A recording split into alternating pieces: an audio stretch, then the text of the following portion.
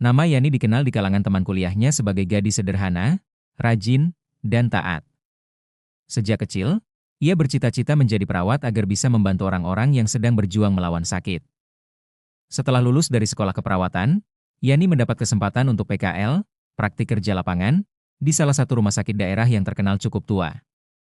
Rumah sakit itu berdiri sejak zaman kolonial Belanda, dan sebagian bangunannya masih mempertahankan arsitektur lama.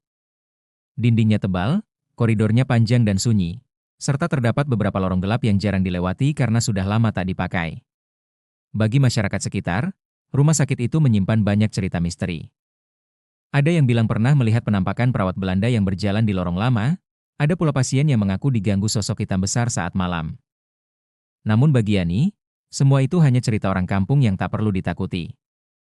Ia percaya bahwa makhluk gaib memang ada, tapi tidak akan mengganggu selama manusia tidak melampaui batas. Bismillahirrahmanirrahim. Aku niat belajar, bukan cari masalah, ucapnya dalam hati setiap kali memulai dinas malam. Malam itu Yani mendapat giliran dinas malam bersama Rini, teman seangkatannya. Mereka ditempatkan di ruang rawat inap yang terletak di lantai 2. Suasana rumah sakit mendadak terasa mencekam setelah pukul 11 malam. Hanya suara langkah kaki petugas jaga dan bunyi monitor detak jantung pasien yang sesekali terdengar. Sekitar pukul 1 dini hari, Rini menepuk lengan Yani. "Yan, kamu denger nggak? Ada suara kayak orang nangis," bisiknya. Yani mengerutkan dahi. "Ah, mungkin pasien di ruangan sebelah." Namun ketika mereka mendekat ke kamar pasien, suara itu hilang. Beberapa menit kemudian, suara tangisan itu terdengar lagi. Kali ini lebih jelas, seperti dari lorong belakang yang sudah lama tidak dipakai. Rini mulai ketakutan, sementara Yani berusaha tenang. "Kita baca doa aja, Rin. Jangan takut. Ingat, Allah bersama kita," kata Yani sambil membaca ayat kursi dalam hati. Mereka melanjutkan tugas, meski suasana makin mencekam. Tiba-tiba, salah satu pasien yang sudah koma berhari-hari mendadak menggerakkan tangannya. Matanya terbuka, menatap lurus ke arah Yani. Bibirnya bergerak seolah ingin mengatakan sesuatu. "Jangan, biarkan, dia masuk," suaranya parau dan nyaris tak terdengar. Yani terperanjat. Baru saja ia ingin memanggil dokter, monitor pasien itu mendadak flat. Pasien meninggal dunia tepat setelah mengucapkan kata-kata misterius itu. Rini langsung panik, sementara Yani berusaha menenangkan diri sambil menutup mata pasien. Ia sadar betul, setiap nyawa pasti kembali kepada Allah. Namun ada yang mengganjal dalam hatinya. Siapa dia yang dimaksud pasien tadi? Malam itu, gangguan tak berhenti di situ. Saat Yani membantu memandikan jenazah bersama petugas lain, ia merasakan hawa dingin menusuk tulang. Lampu di ruangan jenazah sempat berkedip-kedip, dan dari sudut mata Yani melihat bayangan hitam besar yang berdiri di pojokan. "Yan, jangan nengok," bisik salah satu perawat senior. "Kalau kamu lihat matanya, bisa ikut dibawa pulang." Yani tercekat. Inilah pertama kalinya ia benar-benar merasakan bahwa dunia medis dan dunia gaib bisa bersinggungan. Setelah lulus pendidikan, Yani akhirnya diterima bekerja sebagai perawat tetap di rumah sakit tempat ia dulu PKL. Hatinya berdebar bahagia, meski dalam benaknya masih terngiang jelas pengalaman saat dinas malam, tangisan misterius, pesan terakhir pasien koma, hingga bayangan hitam di ruang jenazah. Namun Yani berusaha meyakinkan dirinya. "Bismillah, semua itu hanya ujian iman. Aku kerja karena Allah, untuk membantu orang sakit," batinnya sambil menata jilbab sebelum berangkat. Hari pertama ia ditugaskan di ruang rawat inap laki-laki, sebuah bangsal yang menampung belasan pasien dengan kondisi berbeda-beda. Suasana di sana lebih ramai dibanding ruang perempuan, tapi juga lebih berat. Pasien dengan luka parah, pasien yang kritis, hingga pasien dengan gangguan psikis sering bercampur. Dinas malam Yani dimulai pukul 19. Bersama dua perawat senior, ia berkeliling mengecek pasien satu persatu. Awalnya semua berjalan normal. Namun mendekati tengah malam, hawa di bangsal tiba-tiba berubah. Udara terasa lebih dingin, meski semua jendela tertutup rapat. Di ranjang nomor 7, seorang pasien bernama Pak Jaya terlihat gelisah. Ia pria parubaya dengan luka dalam akibat kecelakaan kerja. Tubuhnya lemah, namun malam itu ia terus menoleh ke kanan dan kiri, seakan melihat sesuatu yang tidak kasat mata. "Pak Jaya, kenapa? Ada yang sakit?" tanya Yani lembut sambil mendekat. Mata Pak Jaya melebar. Tangannya menggenggam lengan Yani dengan erat. "Mbak, tolong, jangan biarkan dia bawa saya," bisiknya ketakutan. "Siapa, Pak?" Yani mencoba tenang. "Itu, di atas lemari." Yani refleks menoleh. Sekilas ia menangkap bayangan hitam melintas di atas lemari obat. Tubuhnya meremang, jantung berdegup kencang. Ia buru-buru membaca ayat kursi dalam hati. Saat bacaan itu mengalun lirih, bayangan tersebut lenyap seperti asap. Namun Pak Jaya makin lemah. Tak lama kemudian, alarm monitor berbunyi. Garis detak jantungnya menurun drastis. Tim medis dipanggil, CPR dilakukan, tapi ajal tak bisa ditunda. Pak Jaya menghembuskan napas terakhirnya tepat pukul 00.05. Yang membuat Yani tak bisa lupa. Sebelum nyawanya benar-benar lepas, Pak Jaya menunjuk sudut kamar dan berbisik. "Dia sudah di sini." Sebagaimana prosedur, jenazah Pak Jaya dipindahkan ke ruang transit sebelum dibawa ke kamar jenazah. Yani bersama perawat lain membantu mempersiapkan tubuh almarhum. Suasana sunyi, hanya suara detik jam dinding yang terdengar. Ketika kain kafan sementara hendak dipasang, sesuatu yang aneh terjadi. Jari tangan jenazah tiba-tiba bergerak. Rini, yang malam itu juga bertugas, menjerit kecil. "Yan!" Itu, tangannya gerak. Perawat senior buru-buru menenangkan. "Tenang, itu biasa. Kadang otot mayat masih kontraksi. Jangan panik." Namun Yani merasa ada yang berbeda. Gerakan itu bukan sekadar kontraksi, melainkan seperti gerakan orang meraih sesuatu. Jari itu menggapai-gapai ke udara, lalu berhenti seketika setelah Yani melafalkan istighfar dan menutup mata jenazah sambil berdoa. "Ya Allah, lindungi kami dari fitnah syaitan," lirihnya. Selepas mengurus jenazah, Yani kembali ke bangsal. Jam menunjukkan pukul 2.30. Koridor rumah sakit terasa lebih panjang dari biasanya. Lampu neon berkelip-kelip, seolah hendak padam. Saat berjalan sendiri, Yani mendengar suara langkah kaki di belakangnya. Tap, tap, tap. Ia menoleh, kosong. Koridor sepi, hanya ada troli kosong di ujung ruangan. Ia mempercepat langkah. Tapi suara itu ikut mempercepat, bahkan terdengar makin dekat. Yani berhenti, menarik napas, lalu menoleh dengan keberanian setengah hati. Tak ada siapapun. Namun di kaca jendela, ia melihat bayangan hitam tinggi besar berdiri persis di belakangnya. Refleks, Yani membaca surat Al-Falaq dan An-Naas sambil berlari kecil menuju ruang perawat. Begitu masuk, hawa dingin itu hilang. Tubuhnya gemetar, wajah pucat. "Yan, kamu kenapa?" tanya Rini yang kaget melihatnya. Yani hanya menggeleng, "Gak apa-apa, kita baca doa aja, Rin. Jangan sampai lengah."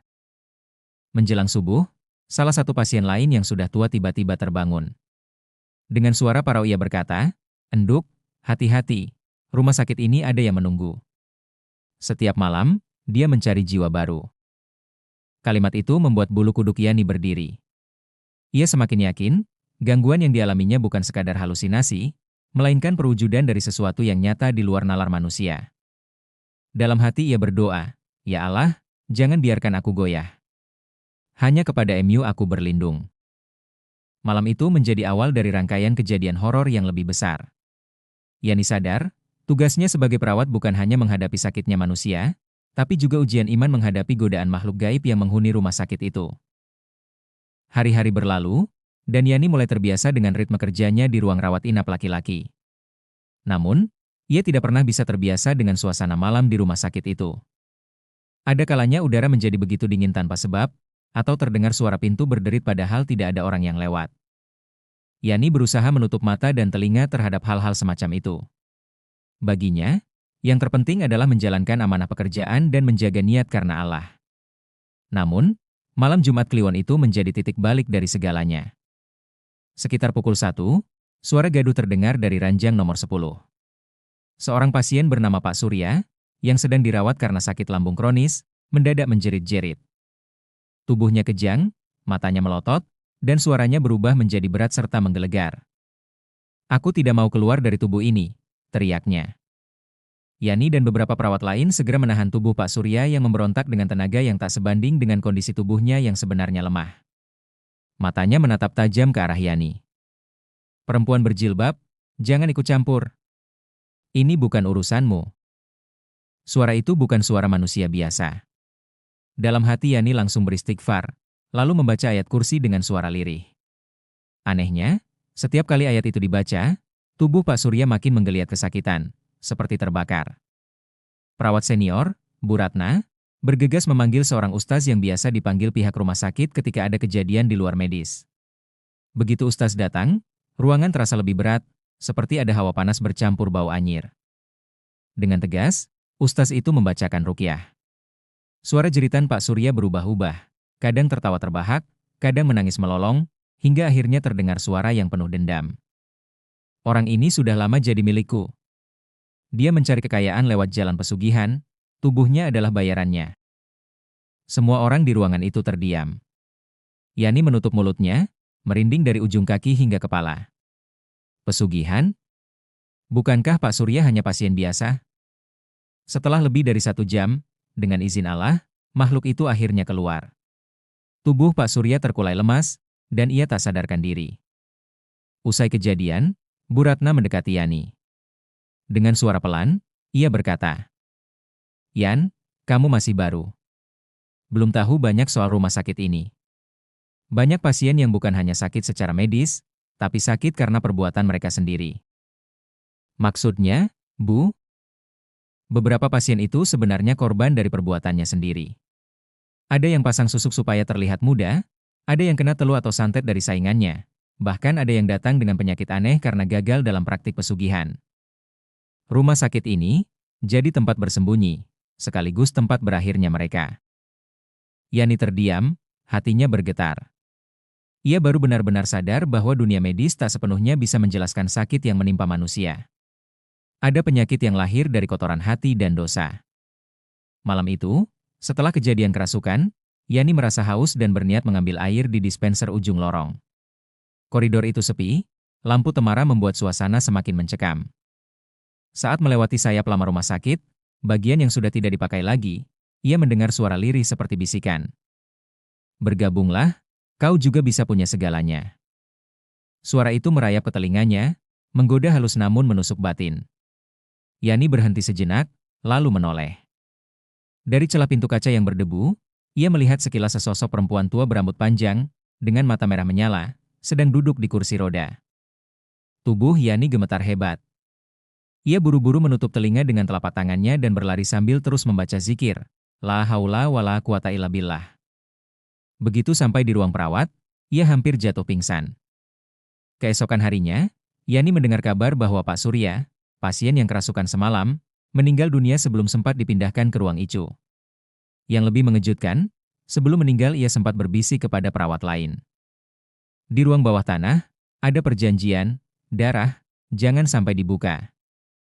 Kabar itu membuat Yani makin yakin bahwa rumah sakit ini menyimpan rahasia besar. Bukan hanya soal pasien yang datang karena sakit medis, tapi juga tempat bersemayamnya makhluk gaib yang terikat dengan dosa manusia. Yani tahu, dirinya tidak boleh goyah. Tapi satu hal pasti, semakin lama ia bekerja di rumah sakit ini, semakin besar pula ujian imannya. Sejak mendengar bisikan terakhir Pak Surya tentang ruang bawah tanah, hati Yani tidak pernah tenang. Setiap kali ia melewati koridor sayap lama rumah sakit, bulu kuduknya selalu meremang. Seolah-olah ada sesuatu yang bersembunyi di balik dinding tua itu, menunggu untuk ditemukan.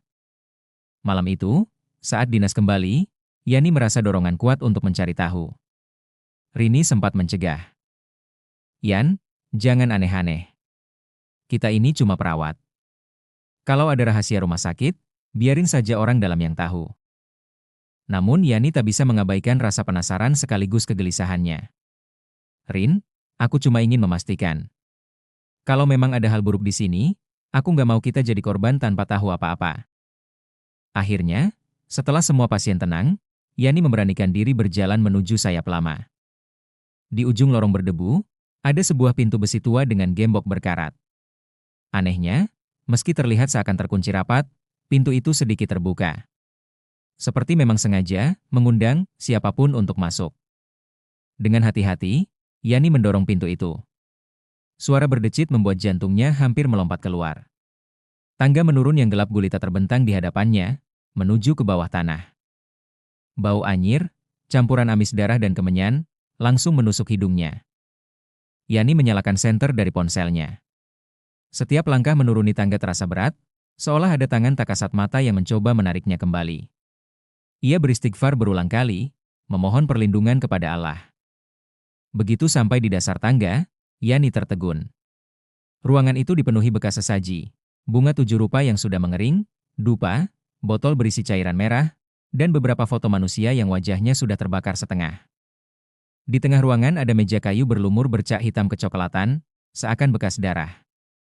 Di atasnya tergeletak boneka jerami kecil yang ditusuk jarum-jarum panjang. Yani mendekat, dan bulu kuduknya langsung berdiri. Boneka itu memakai seragam perawat mini, dengan tulisan nama kecil di dadanya, Yani. Tubuhnya gemetar.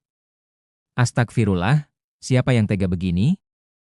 Saat itulah ia mendengar suara lirih dari sudut gelap ruangan. Sudah lama, aku menunggumu. Senter Yani bergetar saat diarahkan. Sesosok perempuan tua berambut panjang duduk di kursi reot. Matanya merah menyala, kulitnya keriput penuh luka. Bau anyir semakin pekat. Itu, boneka itu, adalah janjimu, katanya dengan suara serak. Kau bisa punya segalanya, jika menyerahkan dirimu padaku. Perempuan itu terus berbicara, suaranya bagai bisikan namun menghantam batin Yani. Kau masih muda, kau bisa cepat naik jabatan, kau bisa punya rumah, mobil, kekayaan, bahkan wajahmu bisa secantik bidadari kalau kau mau. Tinggal ambil jarum itu, tusukkan ke jarimu, dan aku akan menjadi penolongmu. Yani mundur sambil menahan napas. Ia tahu benar, ini adalah ujian iman. Makhluk di hadapannya bukan sekadar arwah penasaran, melainkan jin yang selama ini dipuja melalui ritual pesugihan. La ilaha illa anta subhanaka ini kuntu minas zolimin. Yani berulang kali membaca doa Nabi Yunus. Makhluk itu menjerit, tubuhnya berasap seperti terbakar. Namun sebelum lenyap, ia sempat tertawa keras. Beraninya kau menolak. Tapi ingat, darahmu sudah terikat di sini. Kau tidak akan mudah pergi. Ruangan berguncang, lampu ponsel Yani mati. Dalam kegelapan, ia berlari sekuat tenaga menaiki tangga. Sesampainya di atas, pintu besi itu terbanting menutup sendiri dengan suara keras. Dengan napas terengah, Yani menceritakan semuanya pada Bu Ratna keesokan harinya. Wajah perawat senior itu pucat, namun tak tampak kaget. Yan, apa yang kamu lihat memang benar adanya. Ruang bawah tanah itu dulu dipakai direktur lama rumah sakit. Katanya untuk menambah energi, agar rumah sakit ini selalu ramai pasien. Tapi caranya bukan cara yang diridhai Allah, melainkan dengan mempersembahkan nyawa pasien setiap bulan. Yani terperanjat. Astagfirullah, jadi selama ini? Tidak semua orang tahu. Direktur yang sekarang sudah menutup bagian itu, tapi jin yang dulu dipelihara, masih berkeliaran. Mereka mencari tumbal sendiri. Yani menutup wajah dengan kedua tangannya. Ia sadar, rumah sakit ini bukan hanya tempat orang mencari kesembuhan, tapi juga tempat dosa-dosa masa lalu bersemayam. Malam itu, ketika Yani sholat tahajud di musola kecil rumah sakit, ia bermimpi aneh. Dalam mimpi itu, ia melihat dirinya sendiri sedang terbujur kaku di ruang jenazah. Kain kafan menutupi seluruh tubuh, tapi wajahnya terlihat pucat membiru. Tiba-tiba kain kafan itu terbuka, dan dari dalam tubuhnya keluar asap hitam pekat yang berubah menjadi sosok perempuan tua bermata merah. Giliranku belum selesai, dan kau adalah gantinya. Yani terbangun dengan keringat dingin, tubuh lemas, dan air mata menetes. Ia sadar, ujian berikutnya akan jauh lebih berat. Malam itu suasana rumah sakit terasa berbeda. Hawa dingin menusuk hingga tulang, lebih pekat dibanding malam-malam sebelumnya. Angin berdesir di lorong, membawa aroma anyir bercampur kemenyan. Yani yang sedang berjaga sendirian merasa jantungnya berdebar tak karuan. Sejak mimpinya semalam, ia tak bisa tenang. Wajahnya sendiri yang terbungkus kafan terus menghantui pikirannya. Ia sadar, ancaman itu bukan sekadar ilusi, melainkan peringatan. Namanya telah terikat pada boneka jerami di ruang bawah tanah, sebuah tanda bahwa ia telah ditetapkan sebagai tumbal berikutnya. Sekitar pukul 1.30, Seorang pasien baru tiba di bangsa laki-laki. Lelaki itu kurus kering, wajahnya pucat, matanya cekung, dan di lehernya tampak bekas seperti luka bakar. Yang aneh, petugas yang mengantar hanya berkata singkat. Titip, perawat, ini pasien tanpa identitas. Ditemukan pingsan dekat pagar rumah sakit. Yani langsung merasa ada yang janggal.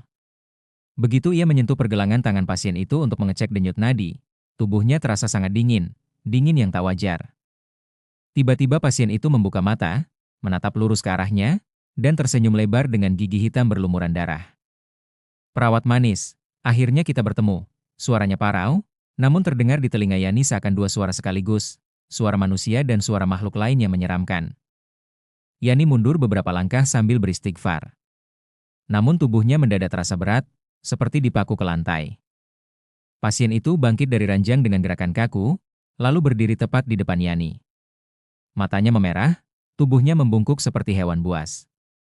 Kau sudah dipilih, jangan lawan.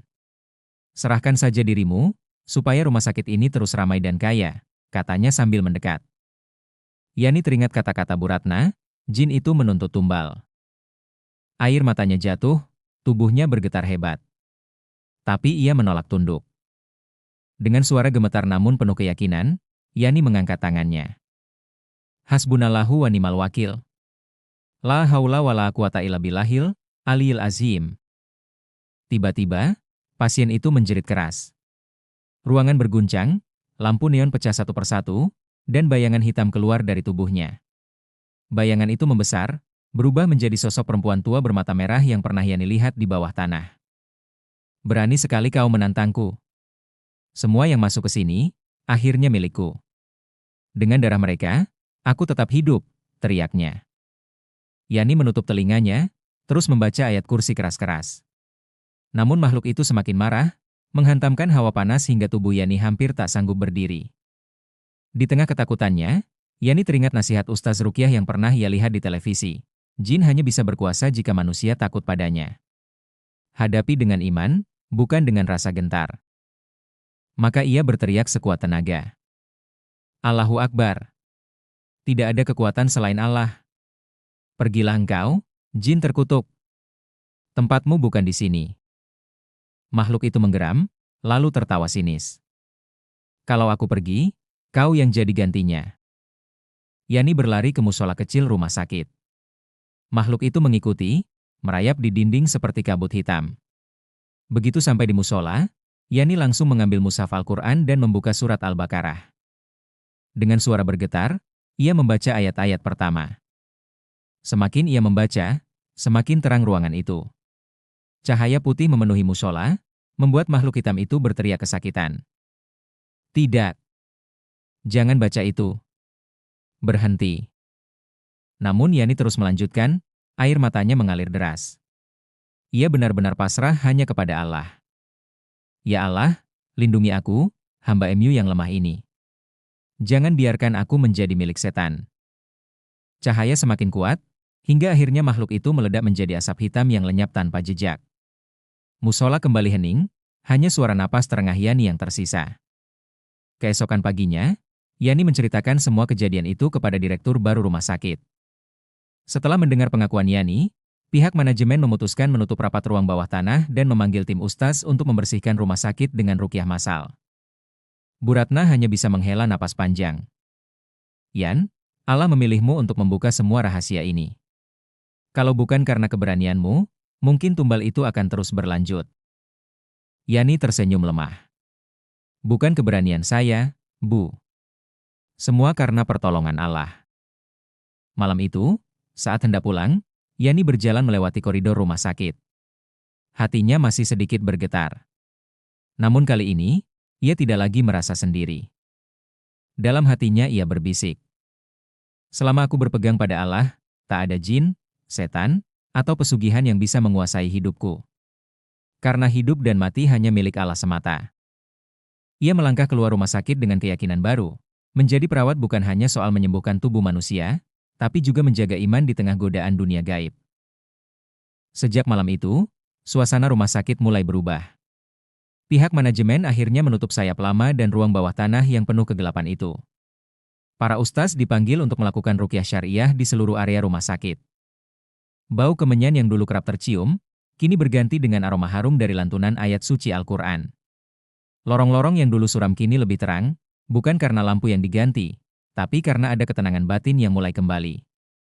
Namun, bagi Yani, luka batin dan trauma yang ia alami tidak bisa hilang begitu saja. Masih terbayang jelas sosok perempuan tua bermata merah, suara jeritan pasien kerasukan, dan boneka jerami bertuliskan namanya. Pada suatu malam setelah dinas, Yani duduk sendiri di musola rumah sakit. Air matanya menetes tanpa henti. Ia menatap mushaf Al-Quran di hadapannya, lalu berkata lirih, "Ya Allah, betapa lemahnya aku tanpa MU. Seandainya bukan karena ayat-ayat MU, mungkin aku sudah menjadi milik setan." Ia teringat pesan ayahnya dulu, saat pertama kali berangkat kuliah keperawatan. "Yani, nak, jadi perawat itu jangan hanya mengobati luka di tubuh orang. Ingat, ada luka yang lebih dalam, yaitu luka di hati dan iman. Kalau kau bisa menolong orang agar kembali dekat dengan Allah, itu lebih besar pahalanya." Kini ia benar-benar memahami makna pesan itu. Banyak pasien yang sakit bukan hanya karena virus atau kecelakaan, tapi karena perbuatan mereka sendiri. Susuk yang ditanam demi kecantikan, pesugihan demi kekayaan, dendam yang berbuah teluh dan santet. Semua itu meninggalkan luka di tubuh sekaligus jiwa mereka. Sejak kejadian itu, Yani bertekad menjadikan pekerjaannya bukan sekadar profesi, tapi juga ibadah. Setiap kali masuk ruang pasien, ia selalu memulai dengan doa dan menutup dengan zikir, agar Allah melindungi dirinya dan orang yang ia rawat. Bahkan, seringkali ia menasihati keluarga pasien. Jangan cari jalan pintas dengan mendatangi dukun atau pesugihan. Semua itu hanya akan menambah derita. Kalau sakit, ikhtiarkan dengan obat, doa, dan tawakal pada Allah. Jangan biarkan iman kita dibeli dengan janji setan. Pesan itu membuat banyak orang tertegun. Sebagian pasien bahkan menangis, mengaku dosa-dosa masa lalunya, lalu minta didoakan agar bisa bertaubat sebelum ajal menjemput. Namun, ada satu hal yang selalu membuat Yani merenung, boneka jerami dengan namanya yang pernah ia lihat di ruang bawah tanah. Suatu hari ia bertanya kepada ustaz yang meruqyah rumah sakit. "Ustaz, kalau boneka itu masih ada, apakah berarti nyawa saya masih dalam ancaman?" Ustaz tersenyum bijak. "Tidak, nak. Selama kau berpegang teguh pada Allah, tidak ada satupun jin atau setan yang bisa menyentuhmu. Ingat firman-Nya dalam Al-Quran. Sesungguhnya tipu daya syaitan itu lemah." Quran Surat An-Nisa 76. Mereka hanya bisa menakut-nakuti, menggoda, dan menjerumuskan. Tapi kuasa Allah jauh lebih besar dari seluruh makhluk di langit dan bumi. Jawaban itu membuat hati Yani tenang. Ia belajar bahwa iman adalah benteng terbaik, dan zikir adalah senjata paling tajam melawan segala tipu daya kegelapan. Beberapa tahun kemudian, Yani dikenal bukan hanya sebagai perawat yang cekatan, tapi juga sebagai sosok yang menguatkan iman pasien-pasiennya. Banyak orang yang merasa tenang ketika dirawat olehnya, karena selalu ada doa yang menyertai setiap tindakan medisnya. Meski pengalaman horor di rumah sakit itu tak pernah ia lupakan, Yani bersyukur. Dari peristiwa mengerikan itu, ia mendapat pelajaran berharga. Kesehatan bukan hanya soal tubuh, tapi juga soal hati dan iman. Pesugihan, susuk, santet, teluh, dan segala praktik syirik hanyalah jalan menuju kehancuran. Keselamatan sejati hanya ada pada Allah, bukan pada janji manis setan. Malam terakhir ia dinas di rumah sakit itu. Sebelum pindah ke rumah sakit lain yang lebih modern, Yani berjalan di koridor yang dulu menakutkan baginya. Kini, lorong itu terasa biasa. Ia tersenyum sambil berbisik. "Selama aku bersama MU, ya Allah, aku tidak akan takut pada siapapun, kecuali pada MU." Ia pun melangkah keluar rumah sakit, meninggalkan bayangan kelam masa lalu, dan menatap masa depan dengan keyakinan baru.